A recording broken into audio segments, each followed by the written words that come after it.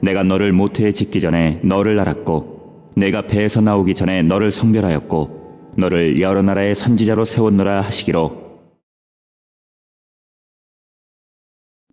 우리 서로 인사할까요? 빛이 있으라. 빛의 속성 중에 하나는 우리가 볼 수 있게 한다는 거죠. 이 전구의 불빛이 있기 때문에 우리가 사물을 볼 수 있고 서로의 얼굴을 이제 볼 수가 있어요. 이 창조전의 세상에는 이 빛이 없었기 때문에 모든 만물이 다 흑암 속에 묻혀 있었어요. 흑암이 전부였었죠. 그런데 이 빛이 있으라 하신 말씀에 따라서 온 우주가 이제 보여지기 시작했잖아요. 마찬가지로 빛이신 예수님께서 내 인생을 비추게 되면 이 육신의 눈으로 보지 못했던 부분들을 보기 시작해요. 이 전구 태양의 불빛은 사물을 보게 하지만 빛이신 예수님의 빛이 내 인생 가운데 머무르게 되면 그동안 보이지 않던 새로운 부분들이 보여요. 이전에는 나의 못난 모습만 보여요. 나의 절망스러운 모습만 보여요. 실패했던 것만 보여요. 아무 희망이 없는 미래만 보였어요. 그런데 이 빛이신 예수님이 내 인생을 비추게 되면 분명한 절망적인 상황인데 희망이 보이기 시작해요. 정말 실패 속에서 헤어나오지 못하고 있는 이런 상황임에도 불구하고 성공에 대하여 이야기하기 시작해요. 포기 속에 묻혀져 있던 그 열정이 내 안에서 움직이는 것을 보기 시작하죠. 하나님 예수 그리스도의 빛이 우리에게 임하게 되면 그동안 보이지 못했던 하나님의 전능하신 손, 그 하나님께서 나를 향한 놀라운 계획들이 보여지기 시작해서 나의 마음에 안식이 임하기 시작하는 거예요.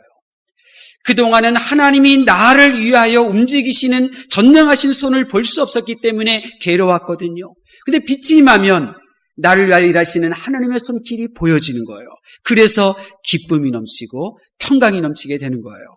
부디 오늘도 빛을 사모하시고 빛이 여러분에게 임하셔서 하나님이 여러분을 위하여 일하시는 전능하신 손길을 보므로 마음의 평강과 기쁨이 넘치실 수 있기를 예수님의 이름으로 축원합니다. 오늘 빛이 임하면 내게 보여지고 들려지는 하나님의 마음이 있어요. 우리 다시 한번 5절 앞부분 볼까요? 첫 번째로 5절 앞부분 보겠습니다. 시작. 내가 너를 모태에 짓기 전에 너를 알았고 아멘. 여기서 보니까 5절 앞부분에 내가 너를 그랬잖아요. 여기서 내가는 누구를 말하는 걸까요? 네, 하나님을 말하는 거예요. 하나님. 너를 그랬는데 너는 누구죠? 예레미야 선지자를 말하는 거예요. 예레미야 선지자. 그러니까 하나님께서 이 예레미야에게 하신 말씀이 예레미야야 네가 모태에 짓기 전에 내가 너 알았다 이렇게 말씀하고 있는 거예요. 여러분 다시 말씀드리면 하나님께서는요 예레미야를 찾아오셔서 말을 걸어오신 거예요. 이 당시 하나님께서 예레미야에게 말을 걸어오셨을 때 이 상황이 어떤 상황이냐면 이사야 선지자가 죽은 지 30여 년 가까이 됐어요. 30여 년. 그 30여 년이라는 시간이 지나갈 때 거의 다 되었을 때 하나님께서는 이 30여 년이라는 시간이 다 지나서 예레미야에게 찾아오셔서 말씀하시는 거예요. 예레미야야 내가 너 알고 있다? 너 몰랐니? 내가 너 알고 있어. 지금 말을 걸어오시는 거예요. 여러분 이 상황이 상상이 되세요? 예레미야도 하나님을 믿고 있었어요. 하나님께 예배도 드렸어요. 근데 그는 이렇게 생각할 수 있어요.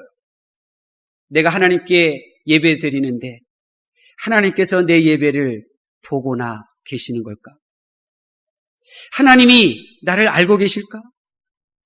내가 지금 이 시대 이 상황 속에서 하루하루 살아가는데 이렇게 버거워하는 나를 하나님은 알고나 계실까? 하나님께서 예레미야에게 예레미야 1장 5절에 내가 너 안다 이렇게 말씀을 걸어오셨던 이유는 예레미야의 고민이 무엇인지를 우리에게 보여주는 거예요. 예레미야의 고민은 내가 하나님께 예배드리는데 하나님이 나를 알아주실까? 내가 하나님 앞에 이렇게 헌신하는데, 내가 하나님을 정말 이렇게 잘 믿고 싶어 하는데 하나님이 나를 알고 계실까? 이 고민이었어요. 그래서 하나님께서 예레미야를 처음 만나실 때 던지셨던 말이, 예레미야, 내가 너 알고 있어. 이거예요. 우리는 하나님께서 예레미야를 찾아오셨을 때 예레미야가 몇 살이었는지는 몰라요. 근데 그래서 우리는 이렇게 말할 수 있어요. 적어도 그가 10대 시절에는 하나님을 믿고는 있었지만 하나님이 예레미야를 알고 있다라고 하는 신앙의 감격 없이 하나님을 믿었겠구나, 이렇게 말할 수 있어요. 우리는 하나님을 믿지만 하나님이 나를 알고 계시는지에 대한 그 감격과 기쁨으로 하나님을 섬기지 못하는 사람들이 많잖아요. 예레미야가 그런 상황. 적어도 20대에도 하나님께서 나를 알아주신다는 확신 없이 그렇게 신앙생활을 하고 있었어요. 그래서 하나님이 이 예레미야에게 말씀하시는 거예요. 내가 너 안다. 내가 너를 어떻게 얼마까지 아는 줄 아니? 네가 엄마 뱃속에 지어지기 전부터 내가 너 알고 있어. 이 정도로 너 알고 있어. 말씀을 걸어보시는 거예요. 예레미야의 기분이 어땠을까요? 여러분, 이 성경 말씀은요, 그냥 입체적인 거예요. 그냥 머릿속으로만 이해되는 것이 아니에요. 하나님의 말씀은 나의 마음을 뜨겁게 하는 거예요. 이 말씀을 들었던 예레미야가 어떤 마음이었겠어요? 생각해 보세요. 지금 하나님께서 나에게 걸어오시는 거예요. 진호야, 내가 너 알고 있어. 하나님께서, 예수님께서 우리 춘수 집사님을 향해서 내가 너 알고 있다. 오늘 홍수연 전도사님 암 치료받고 계시는 어머니 이제 또 한번 찾아뵈느라고 오늘 못 왔잖아요. 이준수 집사님이 오늘 아동부 사역을 했어요. 그죠? 예, 우리 온 선생님들이 합력해서 사역을 했어요. 더더군다나 오늘 채지간 청년이 또 이렇게 대상포진에 걸려서 이제 시골 집에 가 있어요. 그래서 오늘 이제 사랑하는 친구, 같은 동년배 우리 최형제 또 이렇게 보내주셔서 찬양 이렇게 인도했는데, 아동부 반주자는 없었잖아요. 이춘수 집사님도 반주하면서 이렇게 한 거예요. 이런데 이런 나를 예수님께서 찾아오셔서, 춘수야, 수고했다. 내가 너 알아. 네가 수고한 거 내가 봤어. 예수님이 나에게 이렇게 말씀을 걸어오셨을 때 그 마음이 어떻겠어요? 지금 예레미야의 심정. 저는 이 기분이 어떤 기분인지를 알아요.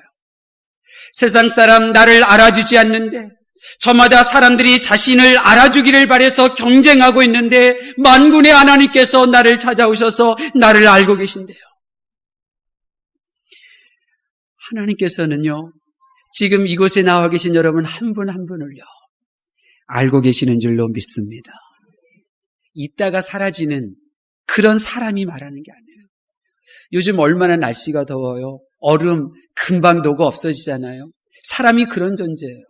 얼음과 같이 금방 태양볕 아래에서 녹아 없어지는 존재가 나를 알아줘도 기분이 나고 의욕이 생기고 힘이 나는데, 감히 살아계신 전능하신 창조주 하나님께서 나를 알아주신다고 하는데 어떻게 내가 힘이 나지 않을 수 있겠어요? 지금 예레미야의 마음이 이런 마음인 거예요. 예수님께서는 이렇게 말씀하셨어요. 마태복음 10장 30절에 너희에게는 머리털까지 다 세신바 되었나니 두려워하지 말라 그랬어요. 그러니까 예수님께서는 사람들이 두려워하는 이유가 뭐냐? 하나님이 나 몰라. 나 모르실 거야. 이렇게 생각하는 사람들은 두려워한다는 거예요.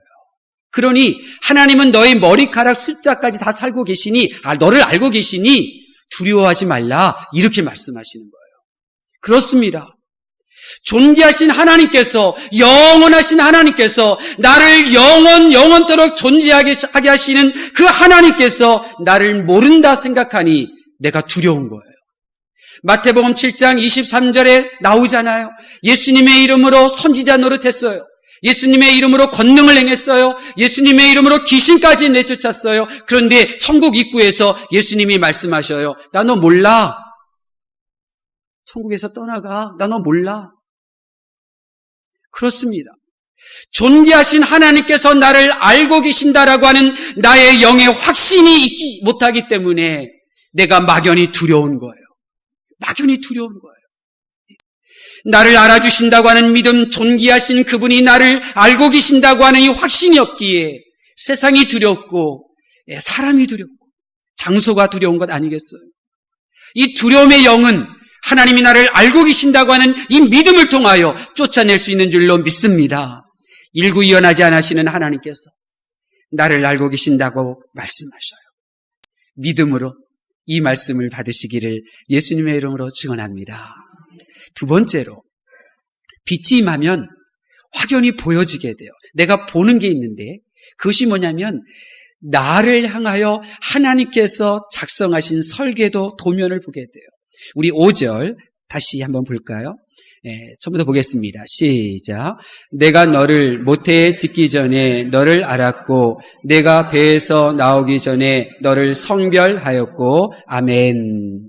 내가 배에서 나오기 전에 너를 성별하였고 태어나기 전에 성별했다는 거예요. 태어나기 전에 성별했다는 거예요. 성별이라고 하는 말은 국어사전에 보면 신성한 일, 거룩한 일에 쓰기 위하여 보통의 것과 구별해 놓은 것 이렇게 나온 거예요.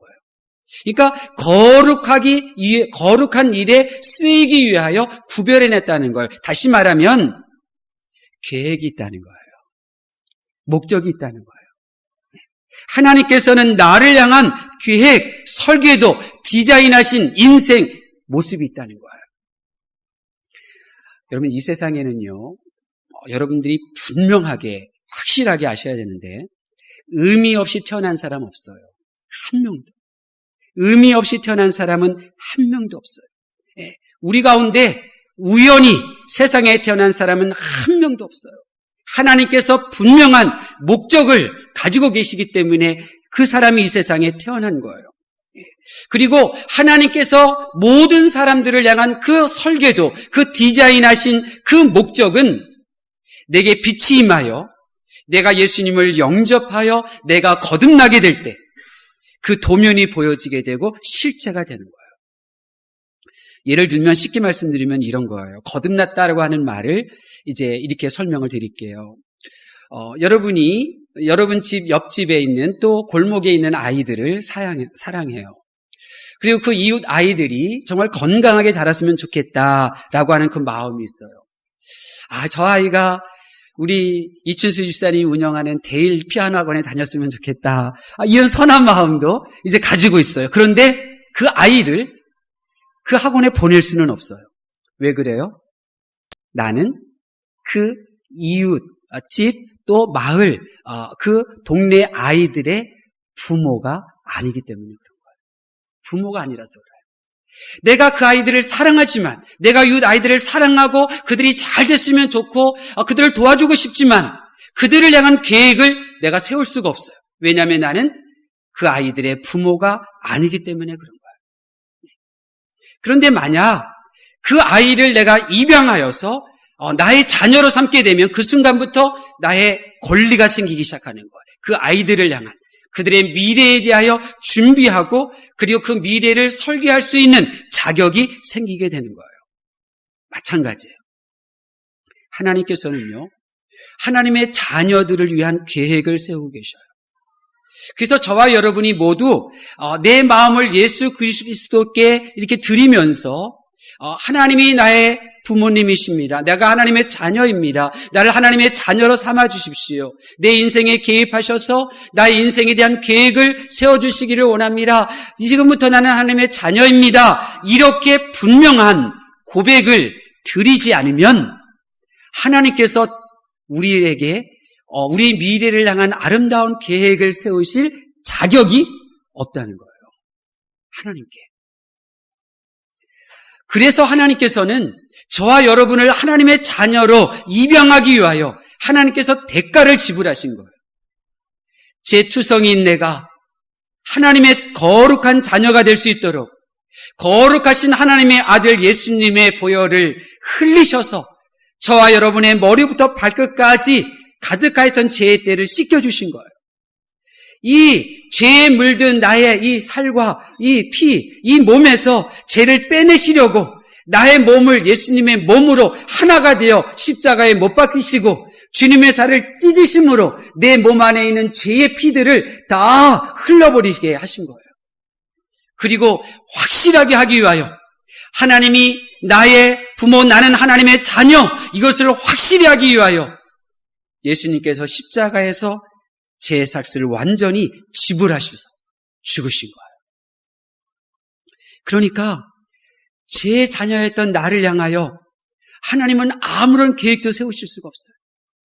죄인이었던 나, 죄의 자녀였던 나를 하나님은 사랑하시지만 나를 향한 어떤 좋은 계획도 이렇게 세우실 수 없었어요. 그런데 예수 그리스도가 십자가에 못 박혀 내 죄를 사심으로 이제 하나님은 나의 부모님이 될 수가 있게 됩니다. 세상의 자녀였던 나였지만 더 이상 세상은 나를 향하여 권리를 주장할 수 없게 된 거예요. 죄의 부산물인 상처들, 병든 감정들이 내 인생을 망가뜨릴 수 있는 영향력이 다 소멸되게 된 거예요. 사탄의 마귀, 노예로 살던 나였지만 더 이상 내 인생을 파멸로 이끌 수 없게 된 거예요. 왜요? 내가 하나님의 자녀가 되었기 때문에 그런 거예요. 나의 목을 묶고 있던 죄의 끈이 이제 끊어졌기 때문에 그런 거예요. 예수님께서 십자가에서 죽으심으로 이 세상과 마귀의 자녀였던 내가 이제 하나님의 자녀가 되었고 이제 하나님의 자녀가 된 나를 향한 하나님의 놀라운 계획이 이제 세워질 수 있게 된 거예요. 이것이 복음이에요. 이것이 은혜인 거예요. 예수님의 공로로 말미암아 하나님께서는 공식적으로 이제 나의 인생을 설계하실 수 있고 그 설계를 나에게 보여주실 수 있는 이런 부모와 자녀의 관계가 형성된 거예요. 감사하죠. 지금 하나님께서는 예레미야에게 이 같은 사실을 말씀하고 있는 거예요. 자, 우리 계속해서 말씀 볼까요? 우리 5절 말씀 보겠습니다. 시작. 내가 너를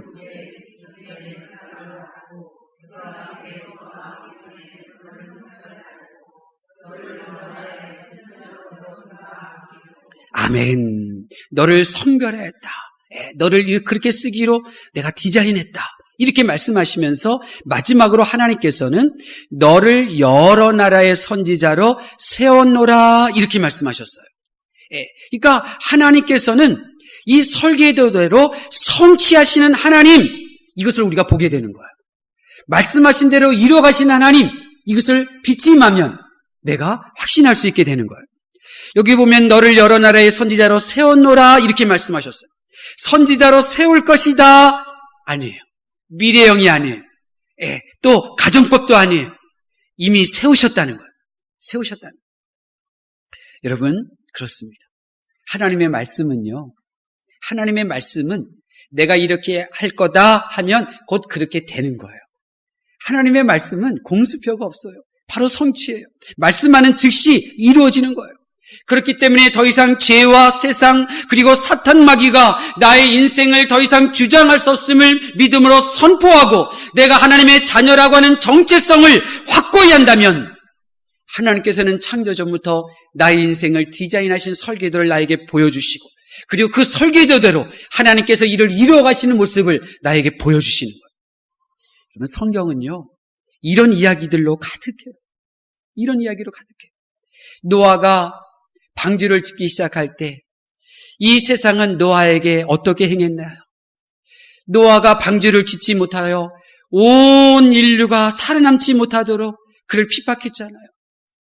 노아의 가정, 노아 살아남지 못하도록 이 세상은 노아를 조롱하고 노아를 핍박하고 노아를 무시했었어요. 근데 하나님께서는 노아의 인생을 설계하신 그대로 노아가 방주를 지을 수 있도록 역사하시고 결국 이뤄내셨잖아요. 요셉의 인생도 마찬가지예요. 하나님께서는 요셉의 인생을 통하여 그의 온 형제들이 다 구원받기를 원하셨어요. 그런데 형들이 그를 미워했잖아요. 요셉을 죽이려고 했잖아요. 그리고 노예로 팔아버렸잖아요. 요셉의 인생을 통하여 하나님께서 설계하신 일들이 다 실패로 돌아간 것처럼 보였지만 하나님은 노예로 살던 그 요셉 가운데 일을 이루어 가시면서 그를 총리로 세우시고 결국 그의 온 집안 식구들을 구원해내셨잖아요. 하나님이 하시는 거예요. 이스라엘 백성들이 애굽에서 노예 생활할 때 애굽은 그들을 핍박했어요. 장자들을 죽이려고 했어요. 노예로 그들을 부리면서 아무런 꿈도 없는 수동적인 사람들로 만들어갔어요. 그런데 하나님은 그들을 가나안 땅으로 이끄시려고 하는 그 계획을 결코 포기하지 아니하시고 그 일을 이뤄내시잖아요. 이뤄내셨어요. 이게 성경의 이야기들이에요. 애굽의 군대가 이스라엘 백성들을 쫓아가 협박하고 이스라엘 백성들 앞에 홍해가 가로막혀 있고 그래서 가나안 땅에 들어가지 못하도록 이렇게 자연 환경들 또 그런 구조적인 상황 속에서 이스라엘 백성들을 억압하였지만 살아계신 하나님은 이스라엘 백성들을 가나안 땅으로 보내려고 하는 그 디자인하신 그대로 이루시기 위하여 홍해를 가르시고 바닷물 속에 애굽 사람들, 애굽 군대들을 다 수장시키시고 그리고 그들을 가나안 땅으로 이끌고 계시잖아요. 광야에서 이스라엘 백성들이 조금 좋으면 감사하고 조금 살기 힘들고 먹기 힘들고 물이 모자라면 불평하고 원망했잖아요. 그런데 하나님은 원망하고 불평하는 모습을 보인다 할지라도 하나님의 약속을 취소하지 아니하시고 설계도에 한치의 오차도 없이 그대로 일을 이루어 가셔서 그들을 가나안 땅을 정복하도록 역사하셨던 거예요. 여러분, 우리가 믿는 하나님은 이런 하나님이에요. 아, 나는 끝났네. 나의 인생은 이제 망쳤네. 그러나 잃은 거예요. 포기하기에는. 성경에 보여지는 이 하나님의 모습을 본 사람이라면 결코 포기하지 않아요. 모세도 보세요. 80세에 그는 인생을 포기했었잖아요. 인생을 포기한 그를 하나님은 찾아오셔서 그를 결국 모세의 인생 디자인하신 그 모습 그대로 하나님께서 사용하시잖아요. 하나님이 하시는 거예요. 하나님이 하시는 거예요. 세상은 결코 하나님의 자녀된 우리의 발목을 잡을 수 없습니다. 하나님의 자녀된 우리의 인생을 망칠 수 없습니다. 내 인생이 망쳐진 것 같고 그림이 엉망인 것 같지만 하나님은 다시 역전시켜 주실 줄로 믿습니다. 전능하신 하나님께서 디자인하신 대로 하나님께서 내 인생을 성취해 나가시기 위하여 나를 도와주실 것입니다. 우리가 이 성전을 건축할 때요, 원래 설계도의 도면에 보면 이 산호석이 지금 여러분이 보시는 것처럼 저런 산호석으로 시공하게끔 그렇게 되어 있었어요. 그런데 이 건물을 짓고 있던 소장이 저런 산호석, 이 사면이 빗금으로 그렇게 깎여져 있는 저런 산호석을 주문한 게 아니라 그냥 사면이 밋밋한 이러한 자재를 그냥 주문해 놓고 그리고 그것을 저기다가 시공을 시작했어요. 여기 붙이고 있을 때 내가 시공 멈추게 했어요. 그리고 설계도 도면을 소장한테 보여줬어요. 설계도 도면에는 이렇게 빗금으로 깎여진 저 산호초, 저 돌을 사용하기로 되어져 있는데 왜 깎여져 있지 않은 이 돌을 사용해서 그냥 이 여러분 길 걸어가시다 보면 벽이 시멘트가 그냥 하나로 돼 있잖아요. 그렇게 벽처럼 이렇게 만들어서 깝깝하게 답답하게 그렇게 공사하느냐, 설계도 도면대로 해라 요구했어요. 공사가 한참 동안 멈췄었어요. 그분은 손해가 되니까 어떻거든 그냥 목사님만 눈 감아주시면 그냥 이렇게 공사가 진행되니까 그냥 이렇게 해달라고. 저 컨테이너에서 소장하고 이야기하고 그 다음에 우리 수요 예배 드리기 위해서 저 길 달려가고 시간이 늦어가지고 그렇게 했어요. 그렇지만 저는 양보할 수 없었어요. 설계도 대면대로 그렇게 하라고. 지금 보니까 얼마나 예루살렘 성벽과 같이 얼마나 좋아요. 여러분, 사탄 마귀가 하나님 앞에 나와가서 저 사람 죄투성이입니다. 손해봅니다. 제발 좀 그렇게 그냥 내버려 두십시오 하더라도 공의로우시고 사랑이 많으신 하나님께서는 결코 양보하지 아니하시고 하나님께서 만세전에 디자인하신 여러분의 인생을 살아갈 수 있도록 우리를 지켜주시고 보호해 주실 줄로 믿습니다. 그래서 하나님께서 성령 하나님을 우리에게 보내주신 거예요. 성령 하나님께서 나와 함께 하시고 그 하나님께서 나를 도우셔서 하나님이 디자인하신 그 모습 그대로 나를 만들어 가시는 거예요. 사랑하는 성도 여러분, 하나님의 자녀는 성령님의 도우심을 받을 수 있습니다. 하나님의 자녀 안에 계시는 그 성령 하나님, 역사하시는 성령 하나님의 인도를 받으면 선하신 그 계획을 나의 인생 가운데 성취해 가실 줄로 믿습니다. 일을 이루시는 하나님을 바라보시고 힘을 내실 수 있기를 예수님의 이름으로 축원합니다. 부각기회로 부름받은 가족 여러분, 오늘은 날씨가 이렇게 비도 이제 이렇게 내리고 또 이제 이렇게 외국으로 가신 분도 많고 또 울릉도로 가신 분들도 많고 이렇게 또 휴가 가신 분들도 많고 또 이렇게 이제 빈자리가 있어서 이제 날씨도 이제 꿉꿉하고 그런데요. 이럴 때일수록 더 하나님을 바라보실 수 있기를 바라요. 날씨의 영향력을 받으려고 하지 마세요. 날씨의 영향력을 받을 때 예수 그리스도의 이름으로 성령 하나님을 의지하셔서 내가 이 습도의 영향력을 받는 자, 사람의 말에 영향을 받는 자, 환경의 영향을 받는 자가 아니라 하나님의 말씀, 나를 알고 계시고 나를 향한 놀라운 계획을 품고 계시고 그 계획을 이루어 가시는 그 하나님을 바라봄으로 힘을 내시는 여러분이 되실 수 있기를 바랍니다. 부각기회로 부름받은 가족 여러분, 저는 믿어요. 하나님께서는요, 여러분을 알고 계셔요. 여러분 한 분 한 분을 향한 놀라운 계획을 가지고 계셔요. 또 여러분이 그 원하고 바라는 그 삶을 한치 어긋남도 없이 하나님께서 성취하시기 위하여 지금도 일하고 계시는 줄로 믿습니다. 그래서 하나님께서 저와 여러분을 이 부각교회로 불러주신 거예요. 부각교회가 어떤 교회예요? 기도하는 교회잖아요. 기도하는 교회예요. 내가 새벽에 나와서 기도하지 못하면 기도 부탁하셔요. 새벽에 나와서 기도하고 저녁에 나와서 기도하고 한밤중에 기도하시는 분들이 있잖아요. 올해 표어가 우리를 위하여 기도하라잖아요. 권사님, 장로님, 목사님, 내가 나를 위하여 기도하지 못하겠어요. 저를 위해서 대신 기도해 주세요. 기도 부탁드리는 거예요. 그러면 하나님께서 움직이기 시작하시는 거예요. 하나님께서 일하기 시작하는 거예요. 저는 믿어요. 누가 기도하느냐? 하나님이 나를 알고 계시지. 이 믿음이 있는 자가 기도해요. 누가 기도하느냐? 하나님이 나를 향한 아름다운 계획을 갖고 계시지. 이것이 믿는 자가 기도하는 거예요. 하나님이 나를 향한 아름다운 계획을 성취해 나가실 거야. 이것을 의심하지 않고 믿는 자가 그렇게 하나님 앞에 무릎 꿇고 기도하는 줄로 믿습니다. 그러므로 하나님의 이 영적 가족된 성도 여러분, 이제 하나님께서 나를 알고 계시고 나를 향한 특별한 목적을 가지고 계시며 그 일을 이루어 가시는 사실을 믿음으로 받아들이실 수 있기를 바랍니다. 저는 너무너무나 정말 오늘 아침과 같이 너무너무나 정말 눈에 생생해요. 하나님이 나를 알아주시는구나. 하나님이 나에 대한 계획이 있으시구나. 하나님이 나의 인생을 만들어 가시는구나. 얼마나 기쁘고 얼마나 감사한지 몰라요. 그리고 저는 그 믿음 가지고 앞으로도 살 거예요. 나는 하나님이 알아주시는 사람이야.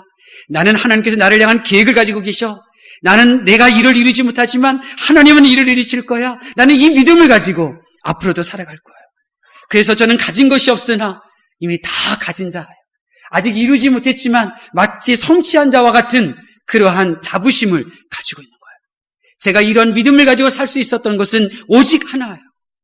오늘 예레미야에게 주셨던 이 말씀이 예레미야에게 주신 말씀뿐만 아니라 내게 주시는 말씀으로 믿음으로 받아들이면 돼. 그럴 때 우리는 이 믿음으로 살아갈 수가 있어요. 저는 매일매일 제가 고등학교 2학년 때 하나님의 음성을 듣고 이 말씀을 보면서 저는 그때 이후로 단 하루도 이 말씀을 내가 잊어버리고 생활한 적이 없어요. 세상 사람 날 부러워하지 아니하여도 내가 세상 사람 부럽지 않는 이유는 나는 하나님이 알아주시는 사람이야. 난 이걸 알고 있어. 이 믿음이 있기 때문에 그런 거예요. 하나님이 나를 향한 계획을 가지고 계시고 그 계획을 이루어 가신다고 하는 믿음이 있었기 때문에 나는 두려워하지 않을 수 있었고, 그리고 나는 오직 절제하며 하나님께서 주신 이 말씀 가운데서 평안을 누릴 수가 있었던 거예요. 세상 그 어느 것도 아닌 하나님의 나라에 투자할 수 있었고 천국에 투자하며 앞으로도 천국에 투자할 수 있는 이유는 오직 하나, 그분이 나의 인생을 아름답게 만들어 가신다고 하는 이 믿음이 매일매일 고백되어졌기 때문에 그런 거예요. 사랑하는 성도 여러분, 두려우세요? 아무것도 이룬 것이 없어요? 망가지고 부서진 것 같아요? 그렇다고 하면 오늘 예레미야 1장 5절 말씀을 여러분에게 주신 말씀으로 믿음으로 받으실 수 있기를 바라요. 그리고 매일 고백하세요. 사람은 나를 알아주지 않아도 하나님은 나를 알아주죠. 나는 아무 계획이 없어도 하나님은 나를 향한 아름다운 디자인한 설계도를 가지고 계셔. 나는 일을 이룰 수 있는 힘과 능력은 없어도 하나님께서는 그 일을 전능하신 능력으로 이루어 가실 거야. 매일 고백하십시오. 고백하십시오. 그러면 여러분 마음속에 뼛속까지 들어온 그 두려움이 떠나가게 될 거예요. 여러분 뼛속까지 들어온 그 염려와 근심들이 다 떠나가게 될 거예요. 사랑하는 성도 여러분, 오늘 이 시간 우리는 같은 장소, 같은 시간에 하나님께서 주신 말씀을 들었어요. 저는 지금 보고 있어요. 어떤 사람은 이 말씀 언제 끝나나 하시는 분도 있고, 이 말씀 나와가는 완전히 상관없는 말씀으로 튕겨내시는 분들도 있어요. 그런데 이 똑같은 시간에 똑같은 장소에 저를 통하여 하나님의 말씀을 듣는 분 가운데는 이 말씀은 나에게 주시는 말씀으로 받고 계시는 분이 있어요. 매일매일 고백하십시오. 오늘 그분을 위하여 하나님께서 이 말씀을 주신 거예요. 그분의 인생이 달라지고 생각이 달라지고 삶의 습관들이 달라지게 될 거예요. 부디 이 말씀을 믿음으로 고백하시고 나에게 주시는 말씀이므로 감사하셔서 하나님의 능력을 경험하는 여러분이 되실 수 있기를 바랍니다. 기도하겠습니다. 하나님께서 사랑하시는 가족 여러분, 하나님께서는 여러분을 알고 계십니다. 여러분은 우연이 아닌 하나님의 분명한 목적 가운데 이 세상에 태어났습니다. 하나님께서 날 위에 세우신 그 풍성한 설계도가 성취될 수 있도록 성령 하나님을 의지하시고 날마다 날 향한 하나님의 설계도대로 살기를 기도하실 수 있기를 바랍니다. 하나님께서 기쁨과 은총 그리고 사랑으로 충만한 인생으로 만들어가 주실 줄로 믿습니다. 여호와는 내게 복을 주시고 너를 지키시기를 원하며 여호와는 그 얼굴로 내게 비치사 은혜 베푸시기를 원하며 여호와는 그 얼굴을 내게로 향하여 드사 평강 주시기를 원하노라. 아멘.